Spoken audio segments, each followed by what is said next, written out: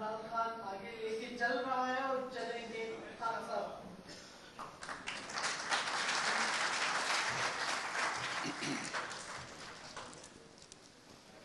بسم اللہ الرحمن الرحیم.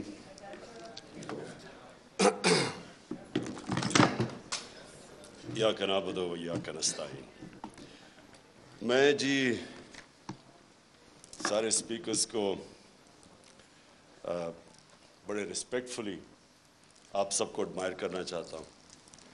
میں ایڈمائر اس لیے کرنا چاہتا ہوں کہ میں سمجھتا ہوں کہ آپ جہاد لڑ رہے ہیں. جہاد کی ڈیفینیشن کیا ہے؟ ظلم کا مقابلہ کرنا، ناانصافی کے سامنے اپنی آواز بلند کرنا. جو ساری انسانی تاریخ آپ اٹھا کے پڑھ لیں تو اس میں ہمیشہ قوموں کی زندگی میں وہ دور آتے ہیں جب انسانوں کو کنٹرول کرنے کی کوشش کی جاتی ہے. یہ جس کو ہم ڈکٹیٹرشپس کہتے ہیں، فیشزم کہتے ہیں، بادشاہت، یہ ساری جو آپ انسانی تاریخ دیکھیں تو کوششیں ہوتی ہے کہ انسانوں کو، جو اوپر بیٹھا ہوتا ہے بادشاہ یا ڈکٹیٹر، اس کی کوشش ہوتی ہے کہ انسان کی سوچ کو کنٹرول کر لے، اس کے اوپینینز کو کنٹرول کر لے، معاشرے کو کنٹرول کر لے. اور وہ کنٹرول کیوں چاہتا ہے؟ وہ معاشرے کی بہتری کے لیے نہیں چاہتا. وہ خود پوری پاور چاہتا ہے کہ وہ انسانوں کے اوپر راج کرے، بلکہ ایک چھوٹا خدا بننا چاہتا ہے، زمین کے اوپر ایک خدا بننا چاہتا ہے. اور انسانی تاریخ میں یہ بھی چیز ہے کہ زیادہ تر وہ معاشرے اوپر گئے ہیں جن میں آزادی ہو، آزادی رائے ہو، جو تنقید کو اجازت دیتے ہیں، جو حکمران کی اکاؤنٹیبلٹی کرتے ہیں، اس کا احتساب کر سکتے ہیں. اور یہ اگر آپ اسلام کی تاریخ پہلے دیکھ لیں، میں سب سے پہلے تو ادھر سے شروع کرتا ہوں کہ ریاست مدینہ کے اندر دو انسیڈنسز ہیں. ایک کہ حضرت علی رضی اللہ تعالیٰ ایک یہودی شہری سے کیس ہار جاتے ہیں کیونکہ قاضی ان کی گواہی قبول نہیں کرتا. سو اس سے دو چیزیں سامنے آتی ہیں. ایک تو مائنورٹیز، اقلیت کی کیا پوزیشن تھی اسلام میں؟ برابر کے شہری تھے. اور دوسری یہ کہ عام شہری بھی خلیفہ وقت کے سامنے کھڑا ہو سکتا ہے اور کیس جیت سکتا ہے. یہ آج بھی دنیا کے اندر آپ اگر کہیں بھی دنیا کے کوئی بھی ملک لے لیں، آج بھی یہ نہیں پاسبل. سو وہ ایک آزاد معاشرے کے اندر ایک قوم اٹھی تھی. اور میں اس لیے لوگوں کو بار بار، کیونکہ بڑی بدقسمتی ہے ہمارے، میں جب ایچ ایس این کالج، میرے ماں باپ نے اتنا پیسہ خرچ کیا، میں جب وہاں سے نکلا تو مجھے اپنی تاریخ کا کوئی آئیڈیا نہیں تھا، مجھے اسلام کی تاریخ کا آئیڈیا نہیں تھا. وہ آہستہ آہستہ میری زندگی میں اپنے تجربے سے میں پھر اپنی زندگی ہمیشہ ایویلیویٹ کرتا رہتا ہوں، اپنی تنقید کرتا ہوں، اپنے آپ کو کوشش کرتا ہوں کہ اپنی غلطیوں سے سیکھوں. تو میں نے جب دو معاشرے، برطانیہ جدھر میں نے 20 سال گرمیاں گزاری اور پاکستان، تو میں دونوں معاشروں کو جب اینالائز کرتا رہتا تھا تو میں خود کئی چیزوں کے اوپر کئی نتیجوں میں پہنچا.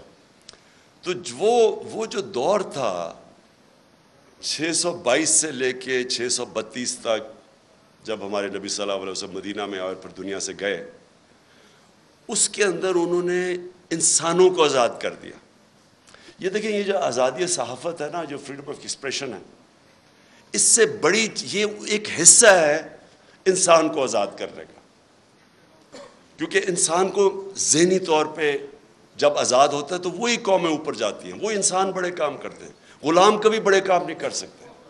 اس لیے علامہ اقبال، جو علامہ اقبال کی آپ شاعری پڑھیں تو وہ غلام مسلمانوں کو جگانے کی کوشش کر رہے تھے. خودی کو اور خودداری کو، جو ان کے کانسیپٹس تھے، وہ لوگوں کو جگا رہے تھے. کیونکہ غلامی جو سب سے بری ایک انسان کے اندر چیز کرتی ہے، اس کے اندر احساس کمتری ڈال دیتی ہے. مجھے تو بڑی اچھی طرح، ہم جب ایاز امیر کی طرح، ہم بھی پہلی جنریشن ہیں جو پاکستان میں بڑے ہوئے. آپ کو صرف میں غلامی بتاتا ہوں کہ یہ کیا ظلم کرتی ہے ایک انسان کے اوپر، اس کے پوٹینشیل کو کیسے ختم کرتی ہے. जिमखाना क्लब होता था, पंजाब क्लब, सिंध क्लब। आज़ाद हुए हम 47 में, 74 तक सिंध क्लब के अंदर आप पाकिस्तानी कपड़े पहन के नहीं जा सकते थे, आपको सूट पहनना पड़ता था 74 तक।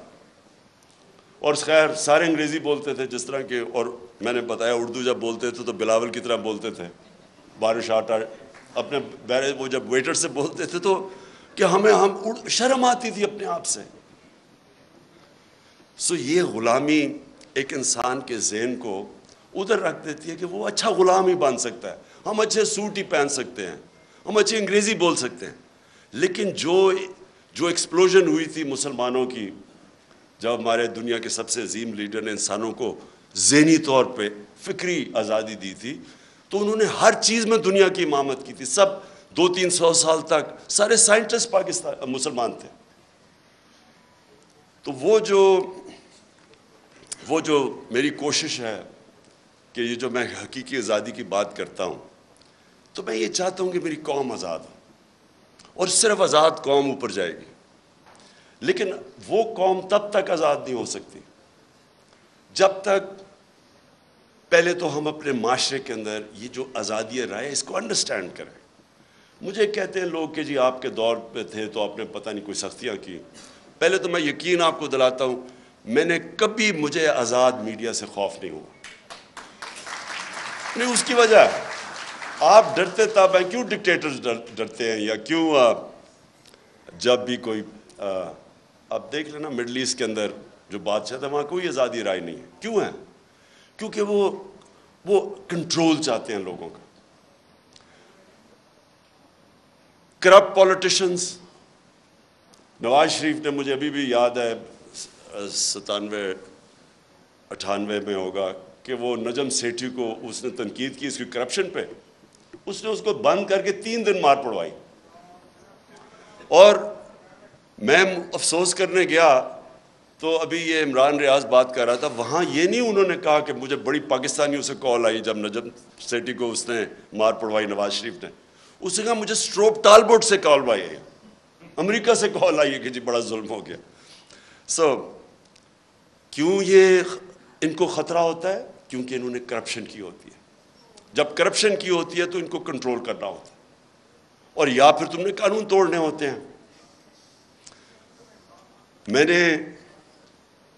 मुझे एक इशू होता था। देखें, आज़ादी राय का मतलब ये नहीं कि आप लोगों की तौहीन करें, स्लैंडर करें। अब मैं क्योंकि इंग्लैंड में मैंने केस लड़ा हुआ है अदालत के अंदर डेफेमेशन का, तो वहाँ तो अगर आज़ादी राय है तो साथ पूरा ये भी आपको चेक और बैलेंस है। आप हर कुछ किसी की पगड़ी नहीं उछाल सकते, तो लोगों को मौका मिलता है कि अदालत में जाके अपनी इज़्ज़त बहाल करें या डेफेमेशन के केस करें। बदकिस्मती से मैं प्राइम मिनिस्टर था, मेरे ऊपर इसी नजम सेठी ने कोई बड़ी गलत बातें रखी, मैं इसको अदालत में ले गया। मेरे दौर में तो वो केस लगा ही नहीं। तो प्राइम मिनिस्टर को ही अगर इंसाफ नहीं मिलता तो बेचारे आम लोगों को क्या मिलना है। जब आपके पास आज़ादी आती है उसके साथ जिम्मेदारी भी आती है। मैंने जितना टाइम बरतानिया में गुजारा उसके साथ जिम्मेदारी होती है आज़ादी के साथ। अब मैं दूसरी चीज़ पे आता हूँ, पाकिस्तान में क्या हो रहा है। मैंने अभी अयाज अमीर ने बड़ी डिटेल्स में इस चीज़ के ऊपर बात की। मैं अपनी ज़रा एवोल्यूशन बताता हूँ कि हम जब 90s के अंदर तमाशा देख रहे थे, दोनों पार्टीज़ आई, दो दफ़ा करप्शन में दोनों को निकाला गया, तो तब हमारे इन दोनों पार्टीज़ को देख के मेरे भी जहन में आया कि शायद कम करप्शन होगे कि अगर मिलिट्री इससे बेहतर होगी। ये हमने वाकई सोचना शुरू कर दिया कि इससे बेहतर तो है, वो ज़िया के ज़माने में ग्रोथ रेट भी ज़्यादा थी, इकॉनमी भी आगे थी, लग रहा था। तब और चीज़ है कि तनकीद नहीं थी तो इससे कई चीज़ें पता ही नहीं चलती थी। तो हमने भी ये सोचना शुरू किया, क्योंकि इन्होंने जो दोनों दफ़ा करप्शन में गई, इनके ऊपर पूरे दोनों ने एक दूसरे के ऊपर जो केसेस बनाए करप्शन के, कोई सरे माल था, कोई हुदैबा पेपर मिल थी। मुझे याद है फारूक लगारी जब वो केयरटेकर गवर्नमेंट आई 96 में, तो उन्होंने मुझे पूरी फाइलें दी कि बेनज़ीर और जरदारी ने $1.5 अरब मुल्क से निकाला। मैं अब बात कर रहा हूँ 96 की, और नवाज शरीफ ने भी $1.5 बिलियन मुल्क से बाहर निकाला। तो मैं तो पॉलिटिक्स में आई करप्शन के खिलाफ था। دیکھیں، اور کرپشن جو ہے نا وہ ایک سمٹمز ہے جس ملک کے اندر قانون کی بالادستی نہ ہو. جدھر رول آف لا نہیں ہوتا ادھر کرپشن ہوتی ہے. رول آف لا بھی میں ایکسپلین کر دوں کہ طاقتور کے لیے جب تک آپ قانون کے نیچے نہیں لے کے آتے وہ رول آف لا نہیں ہے، وہ پھر طاقت کی حکمرانی ہے جو جنگل کا قانون ہے. تو میں نے جب دیکھا کہ یہ دو باری لے کے آئے اور دونوں آ کے نواز شریف نے جتنی دیر میں پرائم منسٹر تھا اس سے کم ٹائم میں اس نے 17 فیکٹریاں بنا لی. 3 سال کے اندر 17 فیکٹریاں بنا لی اور گورنمنٹ بینکس سے قرضے لیے. اب یہ جو فرق کیا تھا، میں نے برطانیہ کا سسٹم دیکھا ہوا تھا، ان کی پارلیمنٹ دیکھی ہوئی تھی، ان کے پولیٹیشنز کے اوپر میں نے جو ان کے اوپر چیکس اور بیلنسز ہیں، جو ان کی اخلاقیات ہے وہ میں نے دیکھی ہوئی تھی. تو ہم چاہتے تھے ہمارا بھی ملک آگے بڑھے. انہوں نے آتے ساتھ ہی دونوں پارٹیز نے مل کے سب لگ گئے پیسہ بنانے کے لیے. تو میں آیا تھا کرپشن کے خلاف، اور آپ جب مشرف کا دور آیا تو مجھے یاد ہے جنرل امجد نے فائلیں دکھائی ان کی چوری کے اوپر، بتایا کہ انہوں نے کتنی کرپشن کی ہوئی ہے. اور ہم نے جنرل مشرف کی شروع میں سپورٹ اس لیے کی کہ ہم سمجھے کہ جنرل مشرف واقعی کرپشن ختم کرنے آیا ہے. وہ بعد میں پتہ چلا کہ وہ کرپشن کے نام پہ ہم سارے اس کی سپورٹ کر، وہ بھی پاور کے لیے آیا تھا. اور انہی لوگوں کو پھر این آر او دے دیا اس نے، جبکہ کسی کی رائٹ نہیں ہے کہ آپ پبلک کا پیسہ چوری ہو وہ معاف کر دے. کرپشن کا مطلب ہوتا ہے پبلک کا پیسہ چوری کا مطلب ہوتا ہے میرا کوئی چوری کرے. کرپشن ہے جو عوام کا پیسہ چوری کرے. تو اس کے پاس تو رائٹ ہی نہیں تھا کہ ان کی چوری معاف کرنا. بہرحال اس کے بعد یہ دو آیا اور انہوں نے جو 10 سال میں کیا. اب جو مجھے چیز سب سے جس پوائنٹ پہ میں آ رہا ہوں، میں ہمیشہ سمجھتا رہا کہ جو ہماری اسٹیبلشمنٹ ہے اس کو زیادہ ملک کی فکر ہوگی اور وہ اس چیز کو ہونے نہیں دیں گے. وہ جب دیکھتے ہیں چوری تو وہ اس کے اوپر ایکٹ کریں گے. کیونکہ مجھے تھرو آؤٹ جب میں یہ سٹرگل کر رہا تھا تو مجھے اسٹیبلشمنٹ کی طرف سے کئی دفعہ مجھے آئی ایس آئی نے مجھے بتاتے تھے ان کی چوری کے، یہ جی فلانے انہوں نے اتنی چوری کی. یہ بھی جو دور تھا ان کا 2008 سے لے کے، تب بھی مجھے وہ مٹیریل جی اس نے اتنا چوری کر لیا، وہ چائنا جا کے تو اتنی کک بیکس لے لی. یہ مجھے بتایا کرتے تھے کہ وہ جی اس کا حمزہ سلمان شہباز یہ وہ چائنا پہنچا تھا کک بیکس لینے کے لیے کانٹریکٹس کے اوپر. یہ ساری ان سے مجھے انفارمیشن آئی تھی.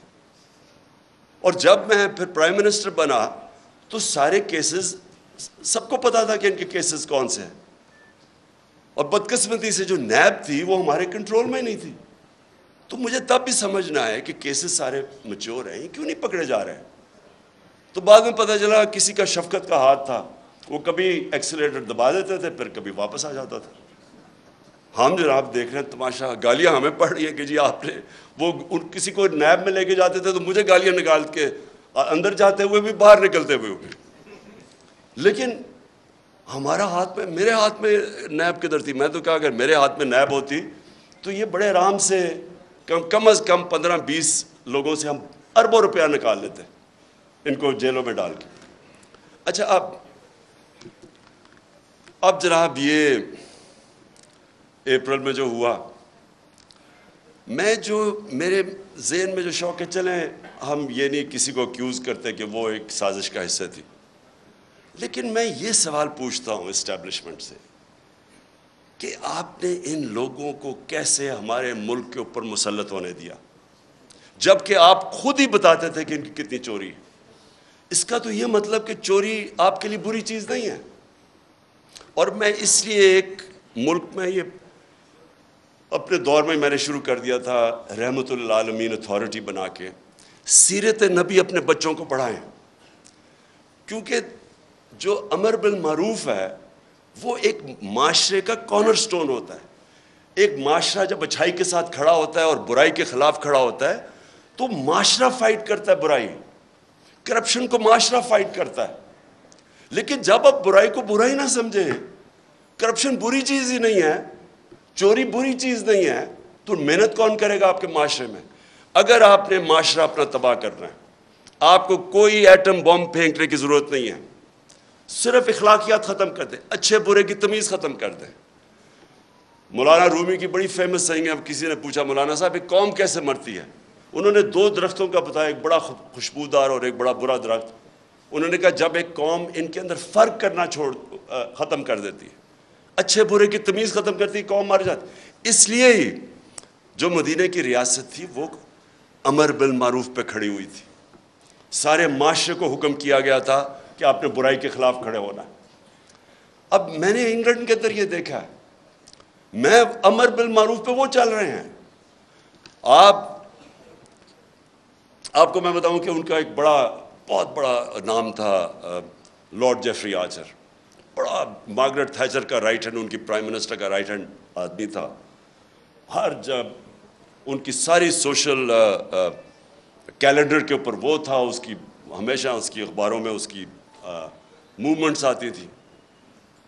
اس نے ایک عدالت کے اندر اس نے ایک جھوٹ بول دیا. کیس تھا ڈیفامیشن کا, اس نے جھوٹ بول دیا. آپ سوچیں کہ اتنا طاقتور آدمی, اس نے جھوٹ بولا, 3 سال جیل ڈالا اسے. اور جب وہ جیل سے باہر نکلا کسی گھر کوئی اسے انوائٹ نہیں کرتا تھا. وہ جو اتنا پاپولر آدمی تھا اس کو کوئی انوائٹ نہیں کرتا تھا. عوام نے فیصلہ کیا کہ جناب اس نے غلطی کی ہے, اس نے اور کیا کیا, جھوٹ بولا. اب یہاں سوچے کہ لنڈن تو تھوڑے, پاکستان بھی میں میری کوئی پراپرٹی نہیں ہے, اور اس کے اوپر پھول پھینکے جا رہے ہیں. وہ جا کے ادھر جا کے وہ دوسرا والا کہہ رہا ہے کہ یعنی قطری خط جو ایک اپنی اربوں روپے کی پراپرٹیز کے لیے ایویڈنس پریزنٹ کر دے اور اس کو کوئی فرق ہی نہ پڑے ملک میں. ایک برنی میڈوف ملٹی بلینر بن گیا امریکہ کے اندر.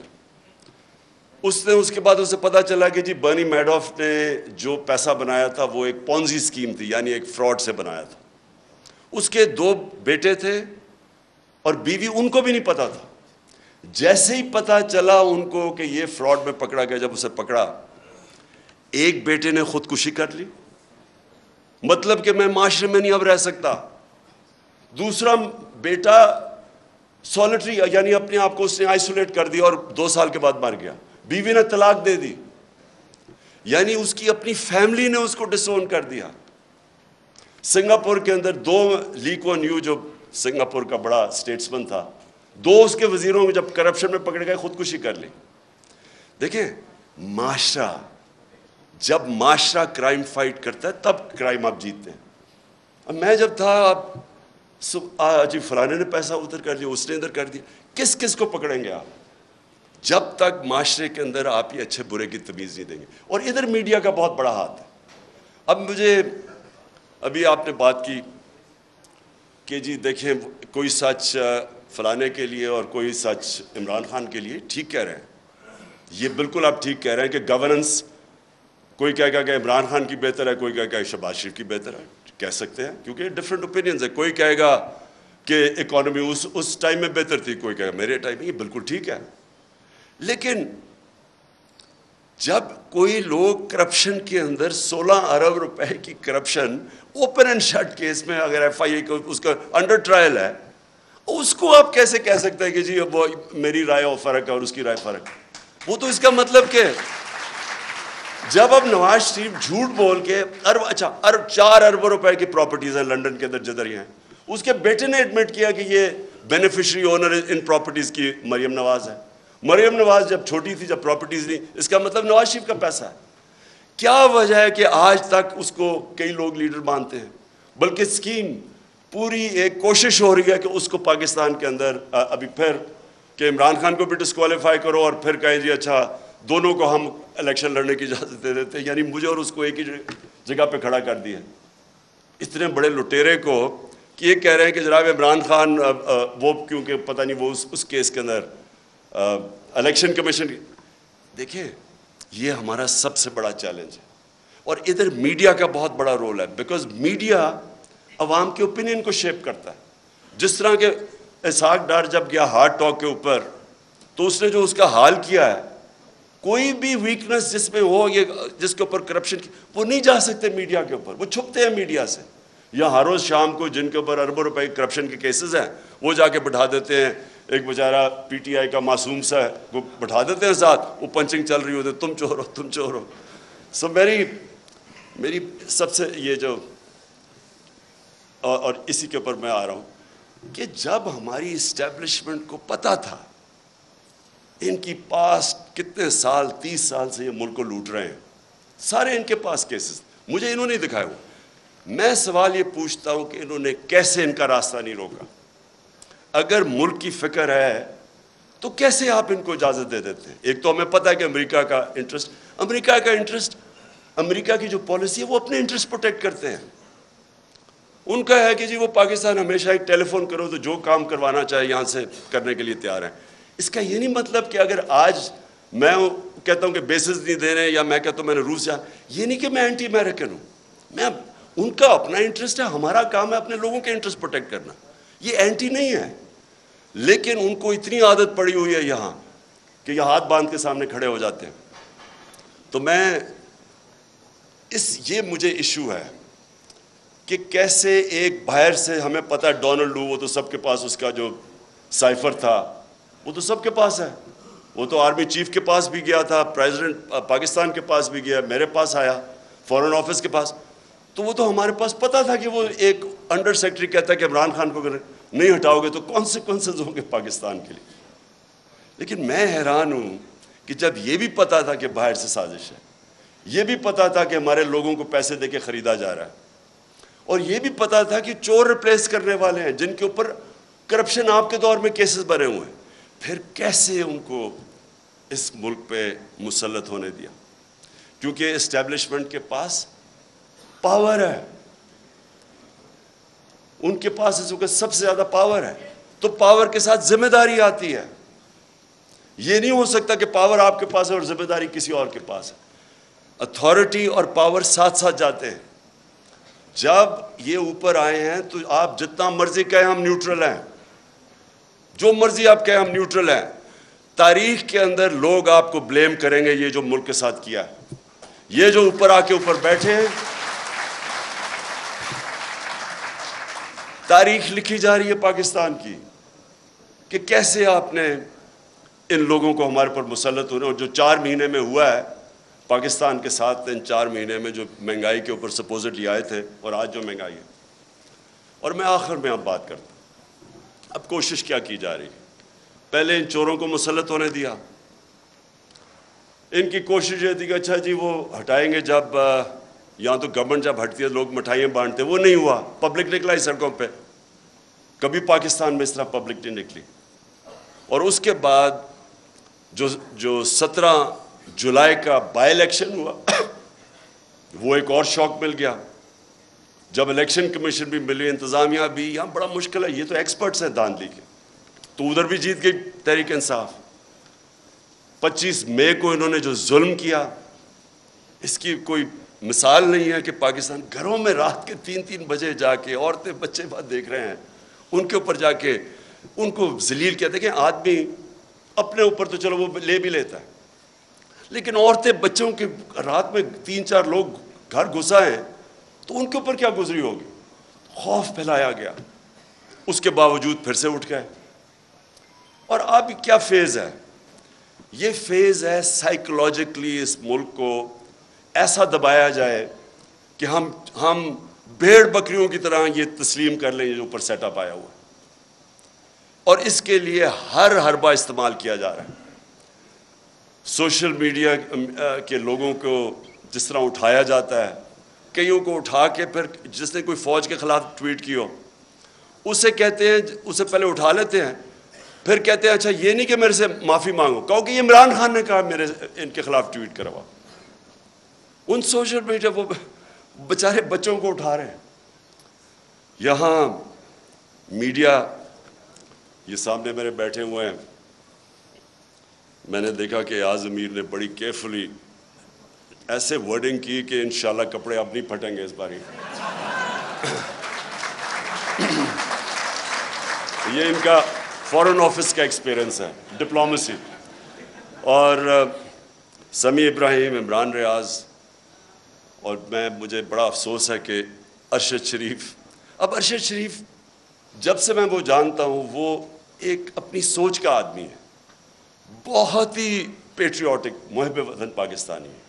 وہ جو سمجھتا ہے کہ وہ ٹھیک لائن پہ ہے اس کو پڑ جاتا ہے, اور اس لیے اس کو لوگ دیکھتے ہیں کیونکہ ان کو پتہ ہے کہ وہ اس کا سٹانس کدھر ہے. اس جیسے آدمی کو دھمکیاں, گھر میں باہر گاڑیاں کھڑی, اس کو باہر جانا پڑا. صابر شاکر باہر چلا گیا, ARY کو بند کر دیا. ARY کا کیا قصور تھا؟ اگر شہباز گل سے اگر ایک جملہ نکل ہی گیا ہے جو کہ اس کو نہیں کہنا چاہیے تھا, جس کو غلط پرسیو کر سکتے ہیں, اس کے اوپر ARY کو کیسے بند کر دیا؟ وہ ARY کو اس جملے کی وجہ سے نہیں بند کیا گیا. ایسی باتیں کہہ بیٹھے نواز شریف اور مریم اور یہ جو ایاز صادق اور فضل الرحمان کیسی باتیں کہہ گئے فوج کے خلاف. ان کے لیے کبھی ایسی چیز نہیں ہوئی. اس بیچارے سے جو کیا ہے, مجھے تو پہلے 2 دن تو ہمیں پتہ ہی نہیں تھا اس کا. جب ہمارا وکیل مل کے آیا مجھے تو تب پتہ چلا اس بیچارے سے کیا کیا. یعنی کتنا بڑا جرم ہوگا کہ ننگا کر کے اس کو ٹارچر کیا انہوں نے. یعنی ایک انسان کی ڈگنیٹی کہ اس کو پہلے آپ ننگا کریں, پھر اس کو بری طرح اتنی مارا اور انہوں نے اس کے سر کے اوپر بند کر کے پتہ نہیں کہیں پھرایا. مینٹلی اسے اتنا ٹارچر کیا کہ وہ بالکل بریک کر دیا اس کو. اور اسے کلوا کہہ رہے ہیں کہ جی یہ کہو کہ عمران خان نے یہ سینٹنس کہا تھا تمہیں یہ بولنے کا. اس کے پیچھے اس کو بند کیا ہوا اور اس سے جو بیچارہ جو اسے حال کیا. مجھے تو یعنی میرے خیال میں کہ ہمارا معاشرہ ادھر گر رہا ہے, اللہ کرے کہ اس سے اور نیچے نہ جائے. مجھے تو شرم آتی ہے یہ کر کیا رہے ہیں, اور کر کیا رہے ہیں وہ چوروں کو اوپر مسلط کرنے کے لیے ہمیں ایکسیپٹ کروا رہے ہیں ان کو. سب سے خوفناک چیز یہ ہے, اچھا کوئی بہت بڑا منصوبہ ہو, کوئی پاکستان کی بہتری ہو, چلے جی ہم یہ آپریشن بھی ٹالریٹ کر لیں.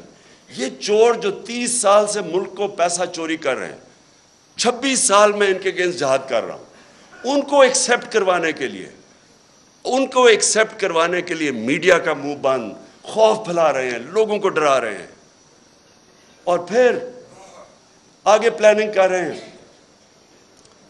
کہ کسی طرح تحریک انصاف ٹوٹ جائے گی. ہمارے لوگوں کو کال کر رہے ہیں, ہمارے MNAs کو کال کر رہے ہیں, ہمارے سینئرز کو اپروچ کر رہے ہیں, خوف پھیلا رہے ہیں ان کے اندر. اور میں اس لیے آج ساری اپنی قوم کے سامنے کہنا چاہتا ہوں کہ دیکھیں یہ واقعی ایک پاکستان کا ڈیفائننگ مومنٹ ہے. میں پھر سے کہوں گا کہ آز امیر اور میں, ہماری وہ جنریشن ہے جو پاکستان کے ساتھ بڑی ہوئی ہے. میں نے کبھی اپنی قوم کے اندر یہ شعور نہیں دیکھا, ایسی بیداری نہیں دیکھی. فیملیز رات کے 12 بجے تک جلسے اٹینڈ کر رہی ہیں. میں جب انہوں نے جب 25 مئی کو یہاں ظلم کیا تو ہم بڑی وہ کنٹینر میں آہستہ آہستہ جب آ رہے تھے, صبح کے 6 بجے 7 بجے سڑکوں کے اوپر لوگ کھڑے ہوئے تھے, اور فیملیز اور بچے لوگوں نے اٹھائے ہوئے. یہ کوئی بھی, میں یہ چیلنج ان کو کرتا ہوں, آپ جو مرضی کر لیں, جتنا مرضی خوف پھیلا لیں, یہ جو اس وقت اس ملک میں بیداری ہے اور یہ جو قوم اٹھ رہی ہے, آپ کچھ بھی نہیں کر سکیں گے. آپ جو مرضی کر لیں, یہ قوم, یہ جو بیداری کا اور شعور کا جن ہے, یہ کبھی بوتل میں آپ واپس نہیں ڈال سکتے. اور جتنا آپ اس کے اوپر آپریشن کریں گے اور جتنا لوگوں کے اوپر ظلم کریں گے, اسے شہباز گل سے پوچھ رہے جی عمران خان کھاتا کیا ہے, پہلے تو اسے کہہ رہے ہیں کہ عمران خان کے خلاف سٹیٹمنٹ دو, پھر کہتے کھاتا کیا ہے. میں آپ سب کو بتانا چاہتا ہوں کہ یہ ایسے نہیں وہ پوچھ رہے کھاتا کیا ہے کہ ان کو میری ڈائٹ کی اتنی فکر نہیں ہے. 4 شہباز شریف کے جو گواہ تھے FIA کے 16 ارب کے کرپشن کیس کے اندر, 4 گواہ 2 مہینے کے اندر ہارٹ اٹیک سے مرے ہیں. ان کو کھانے کا ہی پتا تھا کہ وہ کھاتے کیا ہیں. اس کا جو انویسٹیگیٹر تھا ڈاکٹر رضوان FIA کا, وہ ہارٹ اٹیک سے مرا. جو دوسرا انویسٹیگیٹر تھا اس کو ہارٹ اٹیک ہوا لیکن بچ گیا. اور یہ کھاتے کیا ہیں پتہ ہوتا ہے تو یہ پھر ان کو ان کو آگے پھر کیسے ان کو ٹھکانے لگاتے ہیں. تو میں یہ آخر میں اپنے نیوٹرلز کو پیغام دینا چاہتا ہوں. کیا آپ کو فکر ہے اس قوم کی؟ بالکل ایاز امیر نے ٹھیک بات کی. آپ کو پتہ ہے ملک کدھر جا رہا ہے؟ کیا کسی ملک کی جو معیشت کا اس وقت حال ہے، کیا جب تک پولیٹیکل سٹیبلٹی نہیں آتی معیشت ریکور کر سکتی ہے؟ معیشت کیسے آپ کی ٹھیک ہوگی جب ایک ملک میں کسی کو واقعی نہیں پتا، مجھے نہیں پتا، کسی کو نہیں پتا کہ 1 مہینے 2 مہینے 3 مہینے میں کیا ہوگا. میں نے اگر آج معیشت اس طرح اوپر جاتی ہے، دولت میں اضافہ تب ہوتا ہے جب ملک میں انویسٹمنٹ ہوتی ہے، نوکریاں ملتی ہیں، ویلتھ کریشن ہوتی ہے. تو جو بھی انویسٹمنٹ کرتا ہے وہ پہلے دیکھتا ہے کہ آج اگر میں پیسہ انویسٹ کروں گا تو 3-6 مہینے 1 سال کے بعد اس کو سرٹنٹی چاہیے ہوتی ہے، اس کو سٹیبلٹی چاہیے ہوتی ہے اگر پیسہ اس نے انویسٹ کر رہا ہے. آج کون انویسٹ کرے گا؟ اور یہ اگر یہی آپ کا خیال ہے کہ بہت بڑی اچیومنٹ ہو گئی کہ جی وہ ابھی سعودی عربیہ سے پیسہ آ جائے گا اور ادھر سے آ جائے گا پیسہ یو اے ای سے یا چائنا نے، اس سے تو یہ تو کینسر کا علاج ڈسپلن سے کر رہے ہیں آپ. اگر ویلتھ کریشن ہی نہیں ہو رہی اور آپ قرضے لیتے جا رہے ہیں تو قرضے تو واپس کرنے ہیں آپ نے، تو ڈیٹ سروسنگ تو بڑھتی جا رہی ہے. ہم جب پہلا سال تھا تو جتنا ہم نے ٹیکس اکٹھا کیا آدھا ٹیکس چلا گیا ڈیٹ سروس، قرضوں پہ سود دینے پہ، تو سارے ملک کے لیے آدھا ٹیکس رہ گیا. سو اس لیے یہ کوئی حل ہے کہ آپ سمجھیں کہ تھوڑے قرضے آ گئے تو چلو تھوڑا اور ملک آگے چل جائے گا؟ حل اس کا یہ ہے پولیٹیکل سٹیبلٹی میں، اور پولیٹیکل سٹیبلٹی صرف آئے گی فری اینڈ فیئر الیکشن سے. اس کے علاوہ صاف اور شفاف، میں آج چیلنج کرتا ہوں، صاف اور شفاف الیکشن کے علاوہ مجھے کوئی بتا دے کہ پاکستان میں سٹیبلٹی کیسے آئے گی. اور پولیٹیکل سٹیبلٹی نہیں آئے گی، اکنامک سٹیبلٹی نہیں آئے گی، اور اکنامک سٹیبلٹی نہیں آئے گی تو یہ ملک تو نیچے جا رہا ہے، قرضے چڑھتے جا رہے ہیں، حل تو کسی کے پاس ہے ہی نہیں. اس لیے میں اپنے نیوٹرل سے آخر میں یہ کہتا ہوں کہ ابھی بھی وقت ہے، ابھی بھی ٹائم ہے، اپنی پالیسیز ریویو کریں. بند کمروں میں کئی دفعہ فیصلے ہوتے ہیں، وہ فیصلے اچھے نہیں ہوتے. آپ کو ریویو کرنے چاہیے اور سوچنا چاہیے کہ ہم نے یہ ملک 22 کروڑ کے لوگ ہیں، ینگ پاپولیشن ہے، 60% آبادی ہماری 30 سال کی عمر سے کم ہے، ان کو نوکریاں چاہیے. اور اگر اس وقت صحیح فیصلے نہیں ہوں گے اور یہ کمپاؤنڈ فیلئر کیا جائے گا کہ انہی لوگوں کے اوپر کوشش کریں گے کہ سختی کر کے آپریشن کر کے کہیں ہم ان چوروں کو ایکسیپٹ کر جائیں. میں اپنی طرف سے تو کہنا چاہتا ہوں ان کے نیچے، اگر مجھے کوئی کہنا کہ ان کے نیچے میں نے اب اپنی زندگی گزارنی ہے، میں سمجھوں گا کہ مجھے موت اس سے زیادہ بہتر ہے بجائے ان چوروں کے نیچے میں اپنی زندگی گزاروں. شکریہ.